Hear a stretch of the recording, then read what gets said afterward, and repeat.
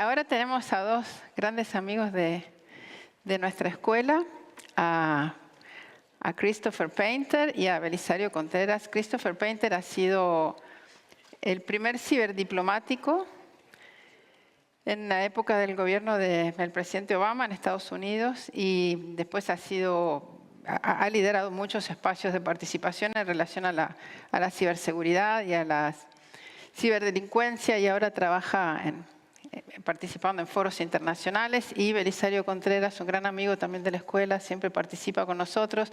Belisario estuvo con nosotros cuando organizamos la escuela 2 veces en la OEA. Y ahora, bueno, siempre participa en presencial o virtual con nosotros, así que les voy a dar la bienvenida. I will switch to English now. Thank you, Belisario. Thank you, Chris, for being with us in this morning here. Gracias a ambos por estar con nosotros una mañana muy agradable aquí en Primavera de México y espero que ustedes estén muy bien. Muchísimas gracias por estar con nosotros. Tenemos a los estudiantes de México, de todas las Américas y también, como saben ustedes, ya somos híbridos y tenemos a participantes de otras regiones del mundo quienes están visitando en línea y están siguiendo nuestro programa. Gracias por su tiempo, por estar con nosotros. Y Belisario, me gustaría platicar contigo, con Chris. Ustedes son muy buenos amigos, llevamos mucho tiempo conociéndonos. Y no estoy segura del formato, pero ustedes pueden interactuar. Chris, si nos puedes platicar las novedades sobre las diferentes negociaciones y reuniones en torno a la ciberseguridad. Belisario organiza reuniones muy interesantes en Europa, América del Norte, también sobre la ciberseguridad. Ustedes son las mejores personas para interactuar. Platícanos las noticias de lo que ustedes saben mejor y bienvenidos a nuestro programa. Hola, gracias. Lamentamos no poder estar con ustedes en persona, and it's an honor and a pleasure to be with Chris. Es un honor, es un placer estar aquí con Chris. Y él es un buen amigo, un colega al que tengo el placer de conocer. Y no es el primer diplomático de los Estados Unidos, sino del mundo. Ciberdiplomático. Tú eres el papá de esto. Entonces creo que vamos a poder aprender. Siempre aprendo mucho con Chris cuando hablo con él. Y espero que ustedes puedan aprender un poquito más de esta plática. Y Chris, queremos tomar este momento, aprovechar esta oportunidad, ¿sabes? Que están sucediendo muchas cosas en los Estados Unidos y en el mundo.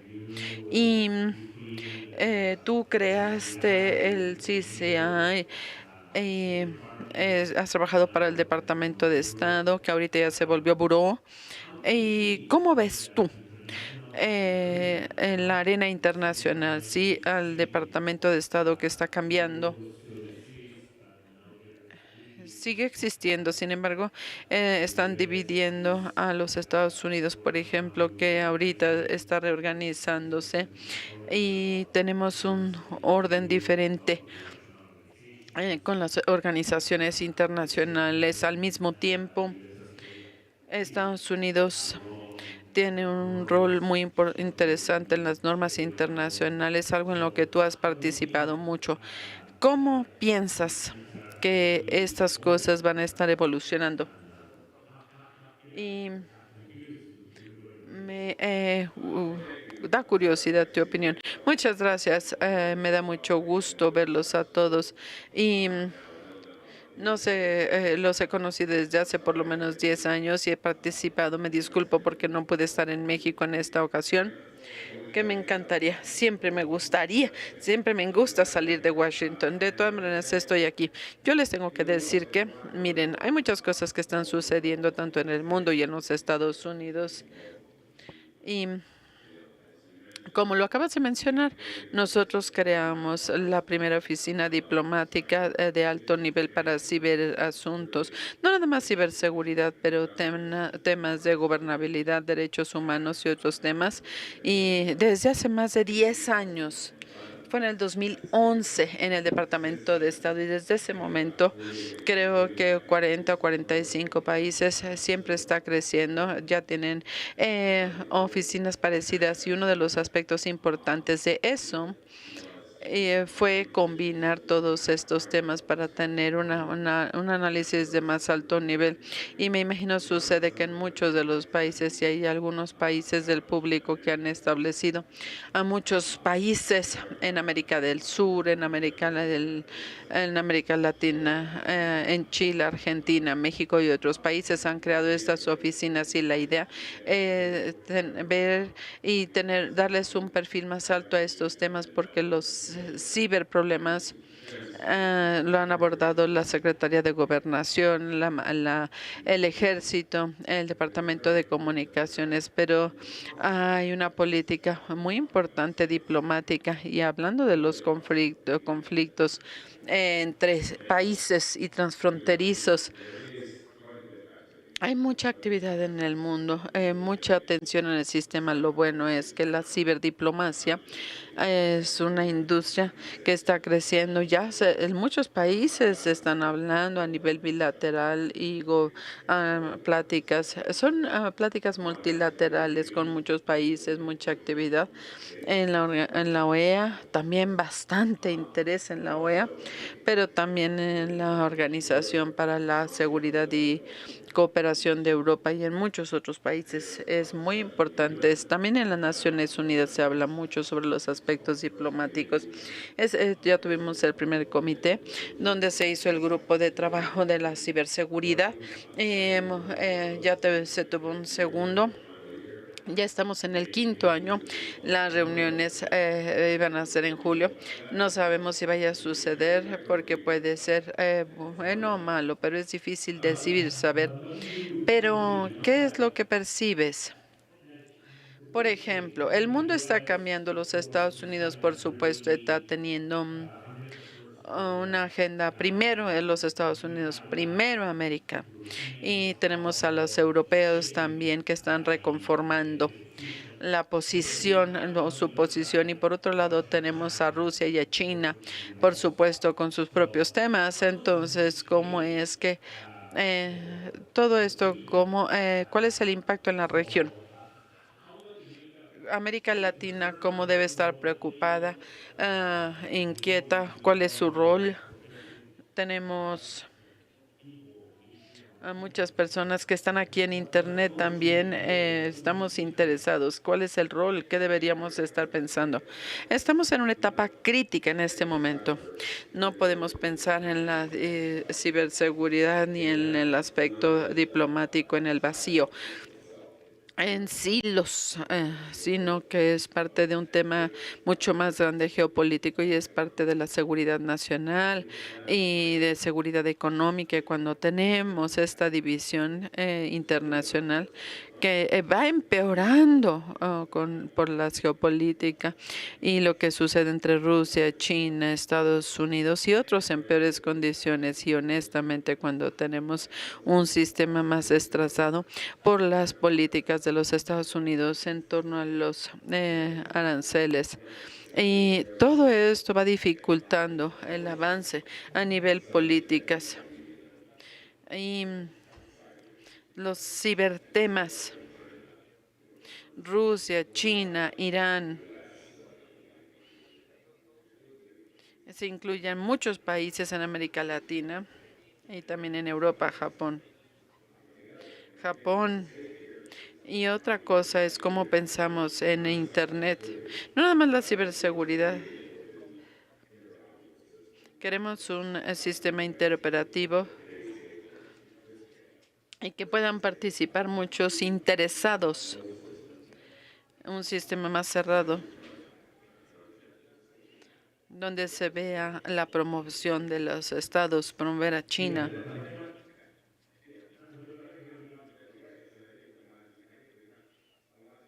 Muchos de los países que están en medio pueden estar equivocados. No nada más es una cosa de los países grandes, aplica a todos los países del mundo. Todos los países están apostando a la digitalización de la economía, y es de donde viene la prosperidad. Y aquí tenemos la ciberseguridad. Son cosas muy importantes para lograr el avance. Pero hay que priorizar y participar mucho.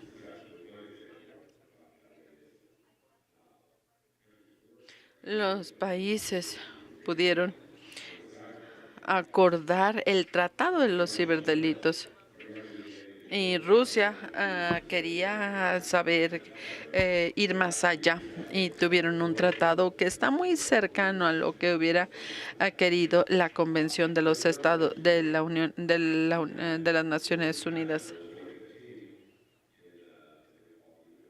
Tenemos al grupo de las Naciones Unidas, Rusia, China, Estados Unidos y otros países que acordaron. Es raro que hayan acordado. Acordaron las normas. Hay ciertas reglas para los países. No tienen que atacar en momentos de paz, ni las ambulancias, ni la comunicación, el Internet. Desafortunadamente lo violan, ¿verdad? Pero tenemos que tener la rendición de cuentas. Ha habido momentos donde las cosas se van volviendo más y más difíciles, y esto quiere decir que tenemos cosas más importantes para el futuro. Sí. Con Ucrania también hemos visto que sigue sucediendo las violaciones a lo establecido. Chris, ¿cuáles son las oportunidades? ¿Qué es lo que ves como oportunidades? Hemos estado hablando algunos de los retos, pero ¿qué es lo que sucede con las oportunidades para los países emergentes y como México, más desarrollados y más relevantes en la arena internacional? México está la parte importante comercial, geopolíticamente también es muy importante su exposición, y es un actor activo. ¿Cuáles son las oportunidades que prevés para México y para otros países como Brasil, Colombia? Bueno, cuando yo estuve en el Departamento de Estado, hablábamos de todos los diálogos con los gobiernos, y el Departamento de la Defensa, de la Seguridad, el Departamento de Justicia, de Comercio y el Departamento de Estado, por supuesto, y siempre nos reunimos con el gobierno. Nos reuníamos con México, con el gobierno de Brasil y el de Colombia.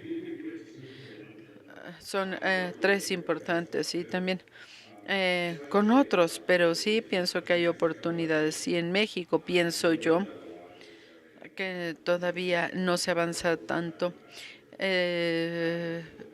Por eso fue muy bueno el concepto del embajador, y creo que es un tema importante.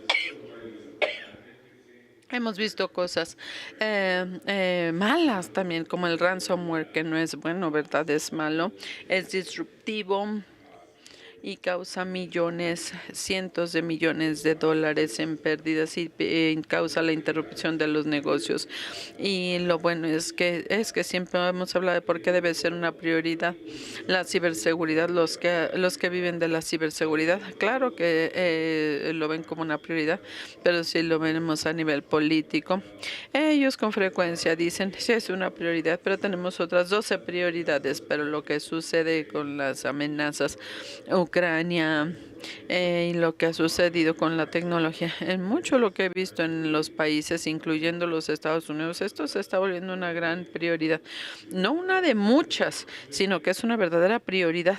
Existe la oportunidad para México y para otros países de la región mostrar su liderazgo, y no se está alejando Estados Unidos, pero dejó de invertir los mismos recursos. Entonces hay que saber qué es lo que va a suceder con el buró del Departamento de Estado, que ya ahorita se está dividiendo. Pienso yo que no es lo más eficiente. Lo siguen debatiendo si se van a dividir y si va a volverse buró Es una gran oportunidad para países como México y hacer más, no cerrar las brechas y llenar los huecos. En República Dominicana, ahí en la convención con el embajador Claudio, que tiene un rol importantísimo. Hay otros que tienen funciones clave. En el grupo de ransomware tenemos la iniciativa creada. Se creó en las Naciones Unidas conceptos también que ayudan.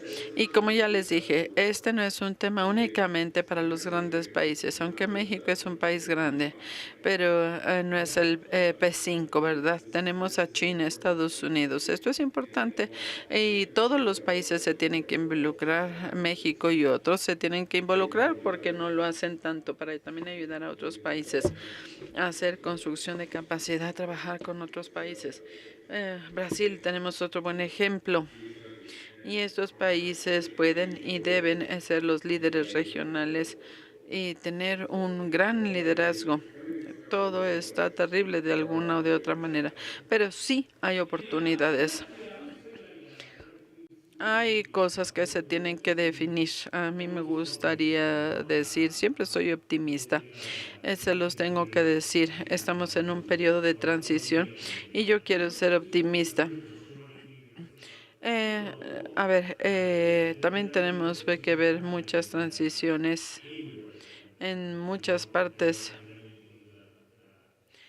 Hay muchas cosas que se van ajustando.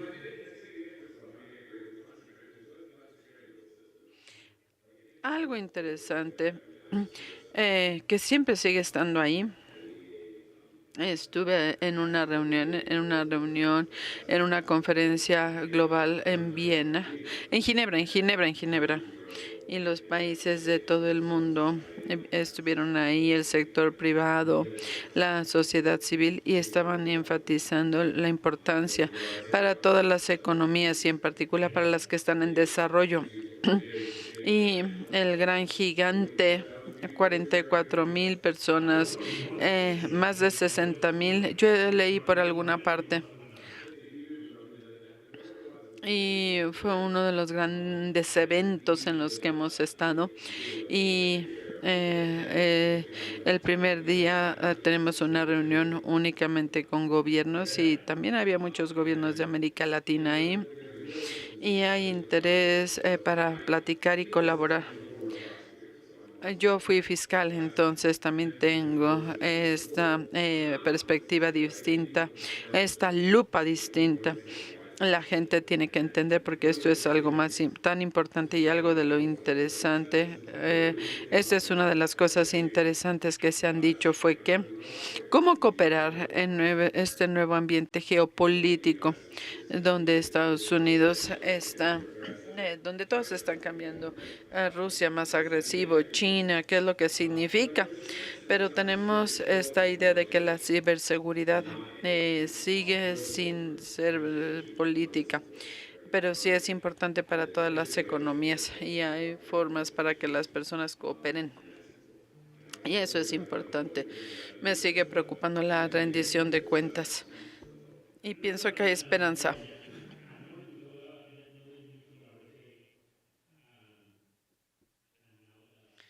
Yo sé que estoy en el sector privado. Es sorprendente todo lo que se ha hecho. Entonces, ¿qué piensas tú que pudiera ser esta relación gobierno-sector privado? ¿Qué más necesita hacerse? ¿Cuál sería tu llamado a la acción para los países latinoamericanos, por ejemplo? Y, por supuesto, con el nivel de participación que tenemos en la región, en otros países y en otras regiones, que es distinto a lo que se ve en los Estados Unidos. ¿Cuál es tu recomendación para ellos? Para estar al mismo nivel. Y aún en Estados Unidos ha sido un problema. Hablamos del sector público-privado, un trabajo en conjunto. Es maravilloso decirlo, pero tiene que significar algo. tener trabajar en equipo. Las cosas operativas en muchos países tienen diferentes perspectivas.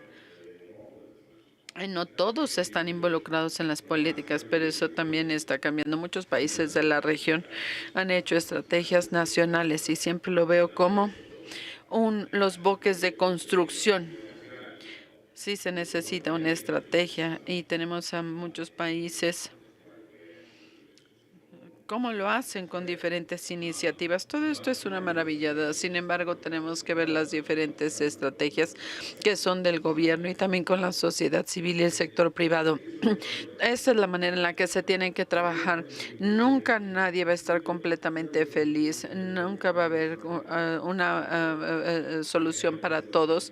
No. Aquí puedo hablar de todos los países, pero sí ha habido reuniones desde hace años donde hablamos de por qué todos los actores son importantes y tenemos que hablar con todos los actores importantes antes de poder reaccionar. No significa que tenemos que pedir permiso. Tenemos que tener una relación y cuando sucedan las cosas, construir relaciones a largo plazo, no nada más para ciertos episodios. Hay diferentes países, diferentes niveles de madurez y con la sociedad civil. Ellos tienen que comunicar qué es lo que quieren del gobierno y el gobierno lo tiene que decir claramente. Sigue siendo un esfuerzo que es en marcha en algunos sistemas de las Naciones Unidas. Vemos la participación de grandes interesados. Tenemos la dimensión del grupo de trabajo de las Naciones Unidas. Hay personas de la sociedad civil y del sector privado. Y abrumados por Rusia. No es la mejor respuesta porque si hablamos de la ciberpolítica, necesitamos a todos los interesados porque si no, no vamos a tener los resultados correctos. Son muy buenos ejemplos. Pueden aprender de los positivos, de los negativos en Estados Unidos. Y no hay una fórmula mágica. Y la gente necesita trabajar y reconocer el valor agregado. Y creo que hay un valor agregado entre estas alianzas, tanto a nivel regional y a nivel hasta a nivel político y a nivel gubernamental. Hay que ser una organización gubernamental. Amo. Amo estar en las organizaciones internacionales. Cuando trabajé en la OEA, amo lo que estoy haciendo. En este momento trabajo con el gobierno y con el sector privado, pero desde perspectivas diferentes. Estoy tratando de trabajar más para construir estos modelos de participación público-privada, aceptarme al sector privado, a los gobiernos y dar más acción. Y reconozco y con todo respeto que en algunas ocasiones ha habido momentos más felices, en particular en América Latina. Y a veces se necesita un poco más de tiempo para hacer ciertas cosas. Sin embargo, yo quiero regresar al comentario que hiciste, por ejemplo, sobre Rusia, que bloquea estos grupos de trabajo. Y me parece algo sumamente relevante, porque quiero hablar de la rendición de cuentas. Y muchos ataques vienen de Rusia. Y lo sabemos. No necesariamente ni directamente del gobierno, sin embargo, sí viene todo esto de grupos, a veces patrocinadores. Y hablando de este tema, hay muchos obstáculos técnicos y políticos. Entonces, como gobiernos y compañías, ¿cómo podemos mejorar esta rendición de cuentas? Porque hay muchas cuestiones políticas y jurídicas, ¿sí? Temas políticos y jurídicos. Y si una dependencia de gobierno o una compañía grande en México o en cualquier otro país tiene un incidente, ¿cómo lo vamos a manejar? ¿Cómo vamos a hacer esa solución? ¿Cómo vamos a encontrar a la persona que está detrás, aunque tengamos sospechas? cuando eres fiscal, encarcelas a las personas famosas, ¿verdad? Pero si fueron culpables, si eran culpables. No estoy diciendo que no hayan sido culpables, ¿no? Eres el mejor. La rendición de cuentas para las personas es encarcelarlos donde quiera que estén, ¿verdad? Hay retos detrás de eso porque mucho del ciberdelito es transnacional. Otros retos cuando los países se van a, por ejemplo, cuando hay los paraísos fiscales y no es fácil encontrar a la gente. Esto es un reto, pero para los estados hay varios aspectos que se deben considerar. La pregunta de la atribución, ¿sí? Aún como fiscal, yo siempre no era todo comprobado matemáticamente. Y cuando hablamos con los rusos, ellos quieren demostración matemática y esta jamás existe, la de poder demostrar un delito. Y también quiere ver todas las pruebas. Y la razón por la que quieren ver todas las pruebas es porque quieren saber cómo fue que tú te enteraste para que ellos puedan mejorar. Esto nos remite a la época del presidente Obama cuando hubo el hack del Sony Picture y habló con Corea y tuvimos ahí también interacción con los rusos y luego después hubo una denuncia de muchas páginas y se vieron todas las cosas que pueden suceder y fue el caso de Corea del Norte. La atribución no es imposible y hay diferentes tipos de atribución. Tenemos la atribución técnica cuando podemos hacer un seguimiento de las pruebas, no nada más las huellas dactilares. Vemos cómo fluye el dinero en algunos casos. En Corea del Norte en particular no es el dinero que tenía que llegar. Ahí son empresas, acciones criminales. Hay que ver la motivación, la inteligencia humana. Tenemos muchas cosas. En los grandes casos, sabemos quién lo hace. No es inmediato, pero en una cuestión de semanas sí lo podemos saber.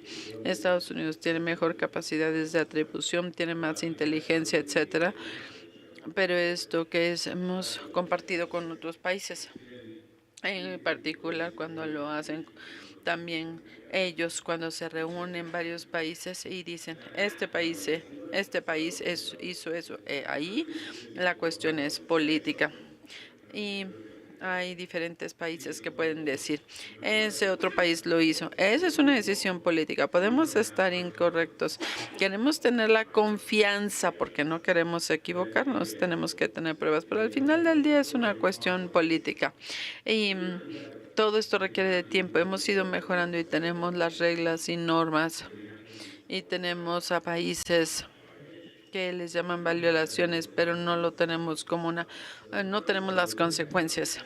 Tenemos sanciones económicas, diferentes cosas, pero creo que no hemos sido tan buenos a persuadir a Rusia para que haga ataques del futuro.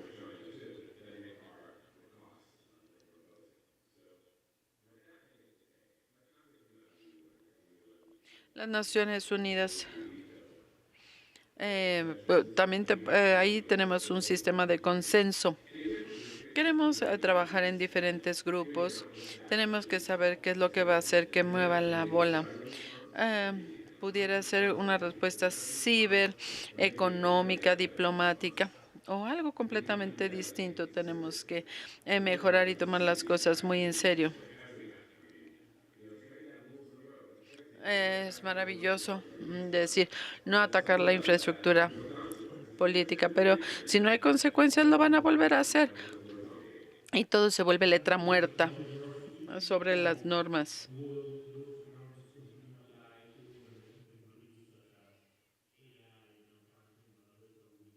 Tenemos que saber qué es lo que sucede con la percepción, por ejemplo, de la tecnología quantum. Aquí esto es para trabajar con las características únicas de la inteligencia artificial, los aspectos técnicos. En la ciberseguridad, la inteligencia artificial, no hay normas específicas de tecnología. No hay ninguna que te diga no ataques infraestructura técnica, ¿verdad? Si tú vienes detrás de mi servicio eléctrico, utilizando mi infraestructura, utilizando un ciberataque generado por inteligencia artificial. Independientemente de que la hayas utilizado, lo que importa es lo que sucede, ¿verdad? Y todos hablamos hoy en día de la inteligencia artificial. No estamos de acuerdo en lo que significa. Y sí es cierto, pienso yo que la inteligencia está permitiendo más ataques y de mayor escala, pero también ayuda a la defensa. No sabemos qué es lo que vaya a suceder a largo plazo. Las vamos a seguir utilizando. Olga, no sé si haya preguntas del público. No sé si quieres darles la palabra. Gracias, Belisario y Chris. Hicieron que mi sueño se volviera realidad. Esto es lo que imaginé entre estos dos expertos preciosos, magníficos. Ustedes lo hicieron perfectamente bien. Y es como si estuvieran aquí, aunque su imagen es mucho más grande que si estuvieran aquí sentados en la sala. Muchas, muchas gracias. Y antes de darle la palabra a los colegas, Belisario, estás haciendo muy buen trabajo en estas reuniones entre el sector público y privado. ¿Nos puedes dar más información sobre cómo tú, qué ves, cuáles son los resultados que recibes después de todas las actividades que estás haciendo? Mira, Olga, básicamente, nosotros apoyamos el grupo donde tenemos iniciativas. Tenemos una alianza donde tenemos el objetivo de desarrollar el ciberecosistema y el ecosistema digital. Somos 20 compañías. Y básicamente estamos tratando de acelerar el crecimiento en este ecosistema y lo hacemos a través de trabajar con legisladores, actores del gobierno y sectores privados. Lo hacemos con investigación. También tenemos áreas, iniciativas clave estratégicas y foros específicos con las mejores prácticas entre Estados Unidos y México. Tenemos la promoción de artículos sobre las amenazas del sector financiero. El 17 de junio se va a lanzar esto. Si quieren estar con nosotros, se pueden unir, participar en ese evento. Y siempre tratamos de posicionar a América Latina y a los líderes latinoamericanos en los niveles más altos como los interesados clave. Eso es lo que estamos tratando de hacer en ese elevator speech. Lo estás haciendo muy bien y te felicito. ¿Tenemos preguntas o comentarios para Belisario o para Chris? Yo sí tengo una pregunta.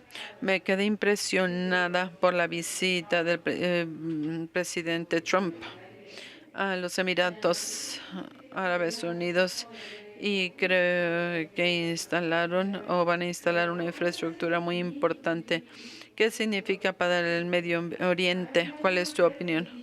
No he leído los detalles sobre la infraestructura que piensan instalar ahí. No tuve el tiempo para verlo a detalle. Leí un poquito. No está claro, pero han estado muy activos en años recientes en esta área. Y yo estaba, por ejemplo, con el GCC, estaba yo a cargo de este diálogo con varios Emiratos Árabes y ahí siempre estaban trabajando sobre las estrategias de ciberseguridad. Nunca las implementaban, pero ahora tenemos a la Unión Europea como líder. Han hecho mucho trabajo, han hecho muy buen trabajo. Tenemos a Arabia Saudita, tenemos a la Unión, tenemos a varios países haciendo este trabajo que es importante. Y tenemos el ataque de hace 10 años, el de Arabia Saudita, que causó mucho problema a sus sistemas, a su base crítica económica y ya entendieron la importancia. También están haciendo otras cosas buenas como políticas Ahí acaba de haber una gran conferencia de diferentes temas, pero donde finalmente también están preocupados.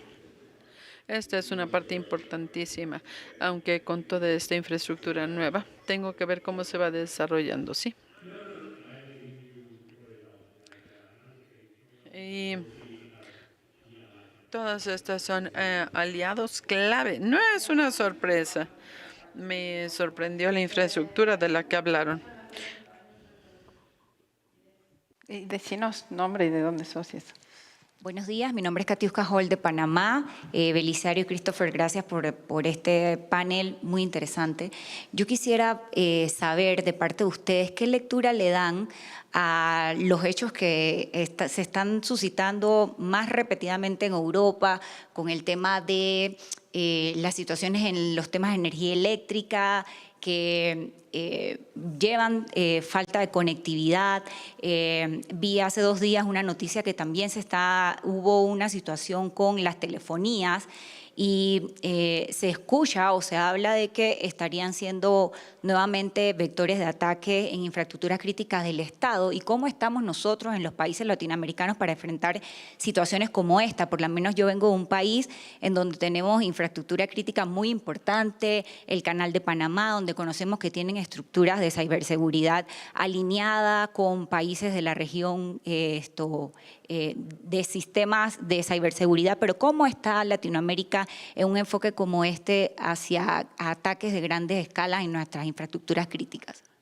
Let me translate to Chris because he doesn't have translation in his room. Katiuska is asking about Ella está preguntando sobre los ataques contra las infraestructuras estratégicas, telefonía, la energía eléctrica. Sí, sí, fueron incidentes en telefonía y los apagones. ¿Cuál es la situación en América Latina si enfrentáramos esta misma situación crítica o no? ¿Qué sucedería? Bueno, pues en primer lugar, este apagón no fue un evento cibernético, ¿verdad? Nunca se sabe. Pudo sí haber sido. En algunas ocasiones, aunque pensemos que sea cibernético, pero no siempre va a ser una ciber. ¿Se acuerdan una vez que se cayó la BlackBerry? Se vio como un ciberataque, pero fue un defecto en el software. A veces no es un ataque, sin embargo, si hay debilidades en los sistemas, hay vulnerabilidades en los sistemas. Toda la infraestructura crítica trabaja con computadoras. Ya no tenemos sistemas análogos. A veces sí son el respaldo que se llegan a necesitar, ¿verdad? Pero los controles son digitales y esto lo hace susceptible a ataques por parte de los criminales y de otros. Hay diferentes motivaciones. No significa siempre que hay ataques. Hay preocupación, no nada más en Estados Unidos ni en Europa, sino en América Latina. Todos los sistemas están sujetos a ataques y nunca se ha tenido una gran consecuencia. No. A ver, sí tenemos lo que llamamos un ataque de negación de servicio, donde no podemos tener acceso 1 hora o 2 horas. No se termina el mundo, pero si hay un apagón 1 semana, esto sí puede ser devastador. Si alguien interrumpe el sistema financiero, también puede ser devastador. Sí nos tiene que preocupar, no se ve tanto. Los países reconocen que si se lo hicieran entre sí, unos a otros, sería un ataque físico y tendría muchas consecuencias, a diferencia de algunos otros ataques. Va a haber consecuencias, no significa. A ver, esto es, por eso todos tenemos que tener buenas políticas, tenemos que tener estrategias, tenemos que tener formas coordinadas, cooperar con otros países. Porque, ¿qué es lo que vean lo que sucedió en Costa Rica, lo que sucedió en Albania, con ataques fuertes? Y hay que identificar quiénes son nuestros aliados. Por ejemplo, tenemos que ver en la industria de las telecomunicaciones, que depende de China. con quién quieres trabajar y en quién quieres confiar. En las compañías chinas, por ejemplo, si hubiera un incidente, si las agencias de policía no pudieran cooperar, o quieres tener relaciones más amistosas.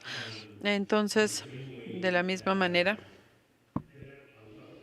hay muchos incidentes que suceden y que no se le dicen al público. Hay cosas que nos deberían preocupar. Los gobiernos y el sector privado, por ejemplo, necesitan invertir más recursos, tanto humanos como financieros, en ciberasuntos, ciberproblemas, tecnología. Necesitamos adoptar los marcos de NIST de la ciberseguridad de nuestros países. De esta manera podemos estar más maduros en las instituciones y por lo menos podemos estar mejor preparados. No quiero decir que va a ser algo que vaya a resolver todo. Sin embargo, esto es algo que está sucediendo y América Latina es frágil. Y tiene mucho miedo de la situación en nuestra región. Es muy atemorizante. Démosles un aplauso. Gracias. Muchas gracias. Esto es exactamente lo que tenía yo en mente. Muy buen trabajo. Gracias, Belisario, por la flexibilidad y aceptar mis ideas. Saludos de Adrián, Oscar. Oscar. No sabía yo que estaba aquí.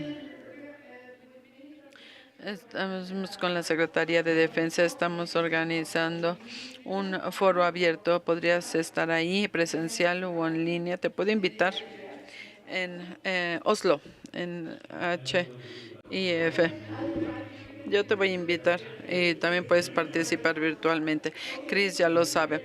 Muchas gracias y tengan un maravilloso resto del día y estaremos en contacto.